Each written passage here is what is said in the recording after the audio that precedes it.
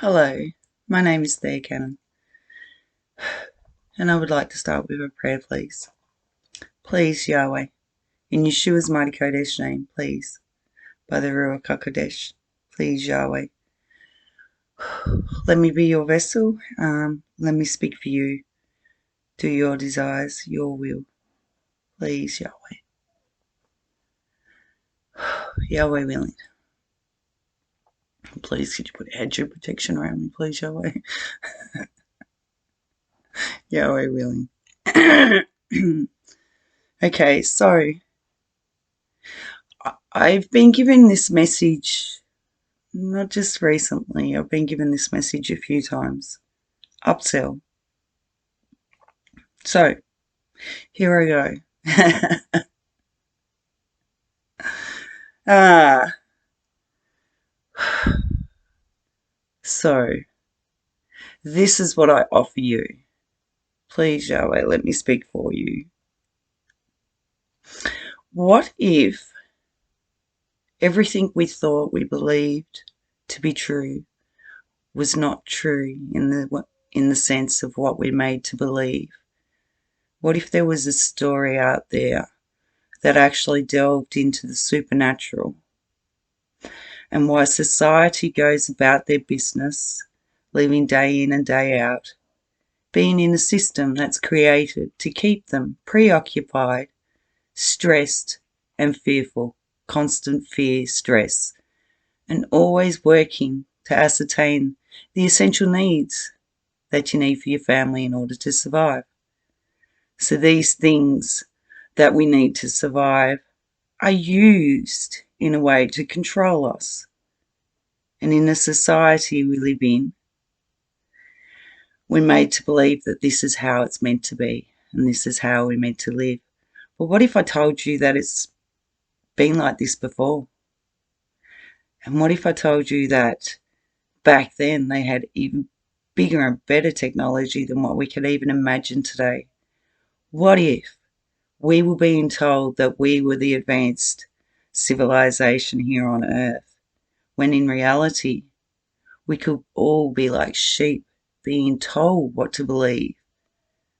But here's the theory, or here is the supernatural thing. If you really start to dive into your history and you start to look back on things and research things that aren't being put into your mainstream media, you start to see a different story.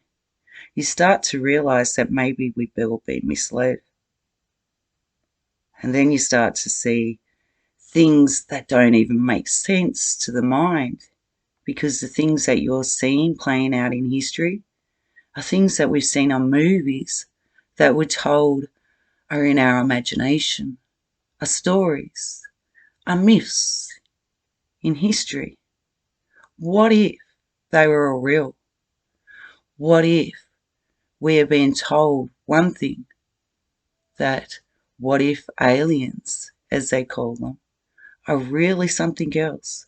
And what if they've all been deceiving us for such a long time into believing the reality that we live in? And every time we as a society start to realise that we're being played, and we start to figure out how they've done it and where they've covered it up, civilization gets wiped out. And all that history gets wiped out too. See, this has happened in our past. Then you find out little fragments of it, and you start to piece together all of this again. Another civilization rising up. They're starting to realise maybe we're all being misled. So they start to piece together all this information. But then they realise again, they're losing control of the people once again. They need to bring their numbers down. And how do we know this? Because they give us their plan, written in plain daylight in the UN. A plan that's been ongoing for generations of civilizations and history. And when the people start to rise up, against these so-called fake gods and other deities, everything you can think of. They take them back down. They take out civilization to a manageable form, one that they can control. What if you find out that somebody is doing this to us all, but every time someone comes out and says it, you're labelled as a conspiracy theorist, or you're made to look crazy, but you know the truth. So, what happens when you start to piece together all these histories, and then society wakes up and they start to realise just how we're being deceived? Do they fight? Because it looks like they've tried this before in the past, and it doesn't look like it's worked.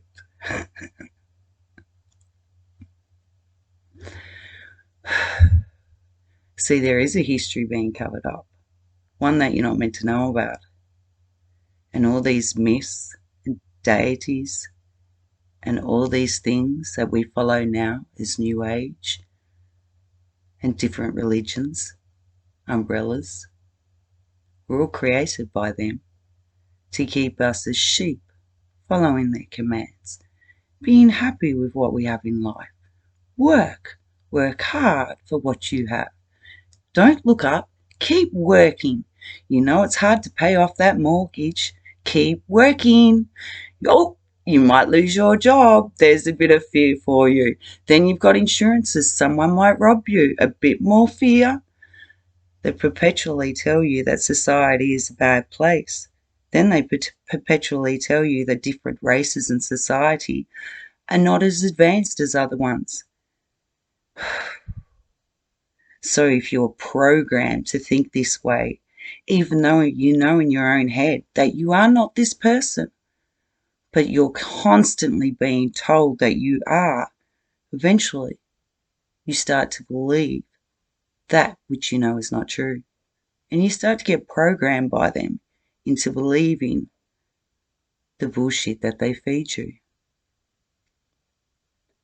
Now what happens if 2 or 3 generations, the people that did know the truth, are silenced because they indoctrinate us within their schools?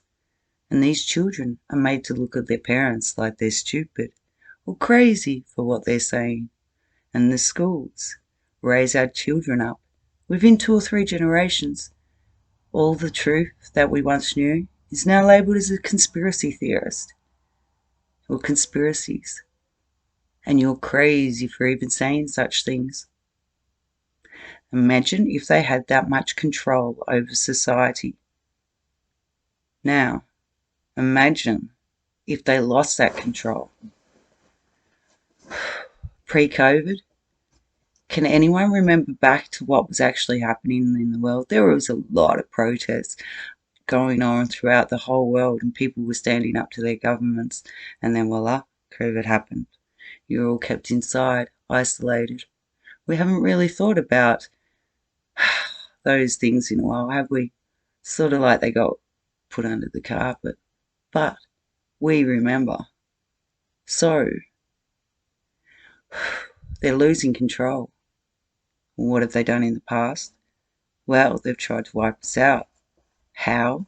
By creating division between us. Any way they can. If they can create division between us within our society, they can have us fight ourselves. Then they sit back in hiding and wait for a more manageable population where they can do it all over again. Now you're wondering, this sounds far-fetched. Surely not. Surely people would have realised and said something. They have. Society's labelled them as conspiracy theorists and crazy people. And majority of the time, they're killed off.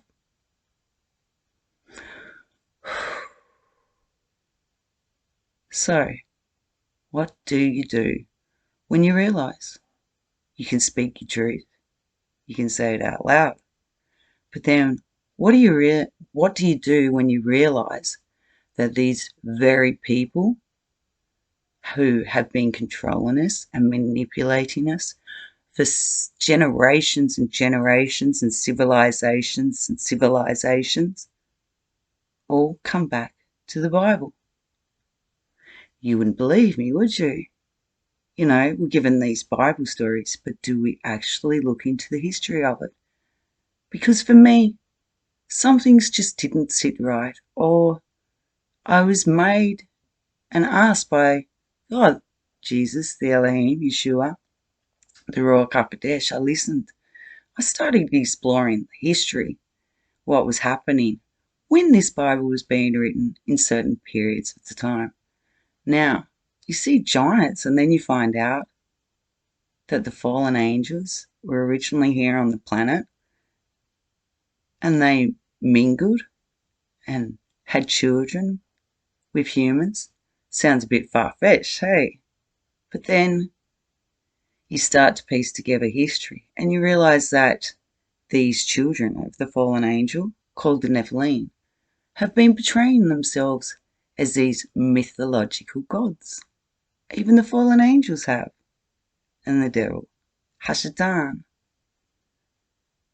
And then you realize, well, what happened to those said children of those fallen angels?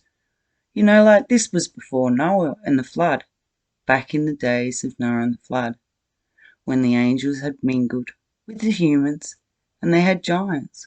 Now these giants, well, let's just say the women didn't survive having these children. Then the giants got so big that they started actually eating the humans, their own people. They ran out of food. They needed food. And you know what? Their parents were the fallen angels. So this was who was raising them, telling them it's okay to eat humans. It's okay to have your way and do whatever you want with humans. Because we were like their servants to them, beneath them. So then what do you do when you find out that all of this comes back to fallen angels and their offspring who have been deceiving us for generations and generations and civilizations? And then you start to piece together that there's demons in our head. You see, there's more to sin than meets the eye. He tells us not to do sin, but there's a reason why. You see, these children of the fallen angel, when they died, they never got to go up to be with Elohim. They were rotten to the core. They were child sacrificing, and they were pedophiles.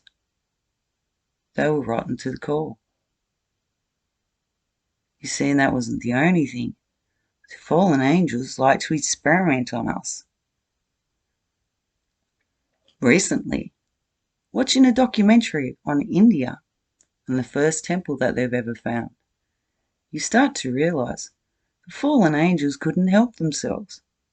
They had to put down their experiments on this temple that they've just discovered. The same thing they're trying to do right now throughout history. They're trying to manipulate our human DNA with animals, hybrids. You may think I'm crazy, but they did this before in the past, and symbolism will be their downfall. You see, the Elohim and Jesus said this. They couldn't help themselves but display it, exactly what they'd done prior to one of the civilizations falling, prior to Noah's flood. After all, they came down here, had their way, had their children.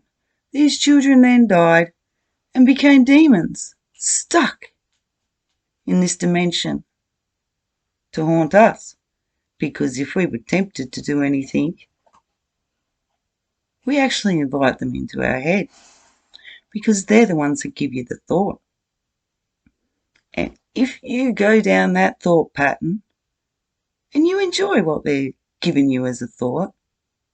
You're letting them into your head, into your thoughts. Sometimes you can get these demons put on you by trauma that is created by others. Those demons will make you try and feel like you are stuck forever, traumatized.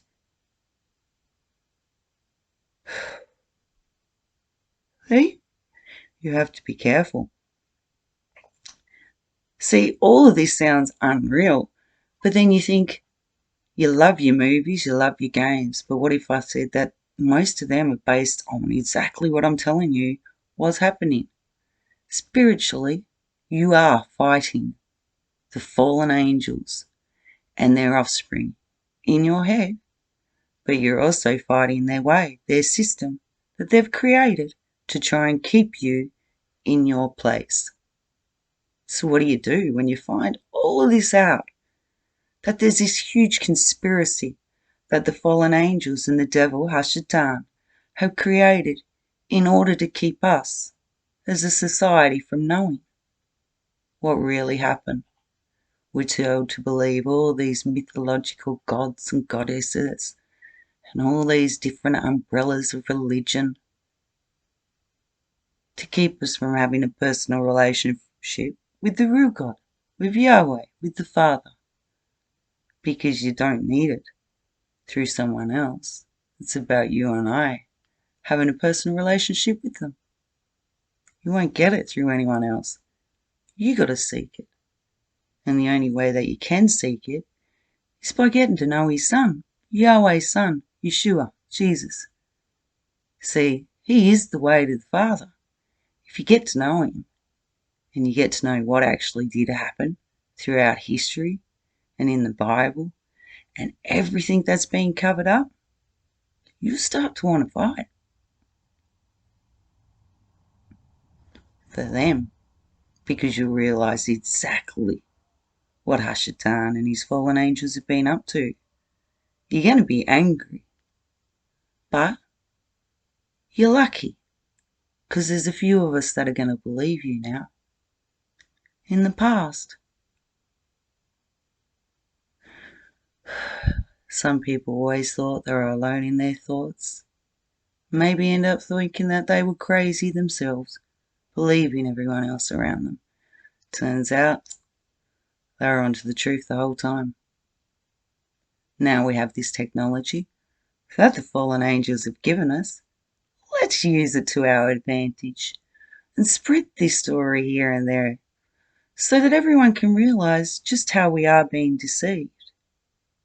Because when we look to fight between ourselves, we aren't going to look to see what they've been covering up.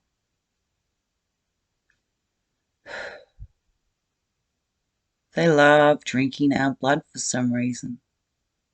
And if we're traumatised, we let out adrenaline. Keeps them younger. They think it's great. Pretty sick. They see us as livestock, cattle for them. We're humans. Indispensable. You know?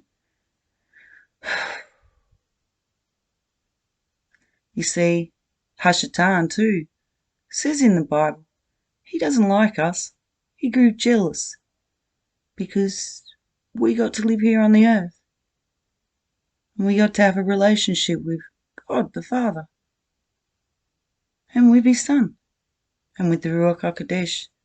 He didn't want to share it with us. He set out to take it all for himself. To have people do exactly what he wants, because worship to him is not given freely. It's about fear, intimidation, threats. You see, Jesus, Yahweh the Father, they're asking you to come freely and willingly. Out of love. They love you. But they will not stand for you hurting others. And that's where you have to look to Jesus, Yeshua, to find out how to behave so that they'll be happy. when the Father Yahweh sends Yeshua down here. Because the fallen angels know that's true. And it's coming soon.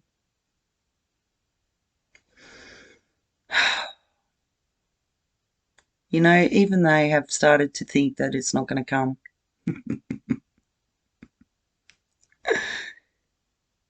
And like they say, a lot of people are saying this. And they've said it throughout history for generations. We will see though, won't we? Whose side of the line are you going to be on? And the most amazing thing is, you couldn't make this stuff up. When you find out exactly what's happening, it's like the best book, movie you'll ever see. Because you know why? Your own life. You're part of it. Now that's pretty amazing. So I would say to read the Bible and explore. Don't just read it. Look into what was happening in those times in history. You can use other people's historical documents too. They back the Bible up, turns out. Everything does, if you look hard enough. So, I love you all, and I'll finish with a prayer. And happy hunting.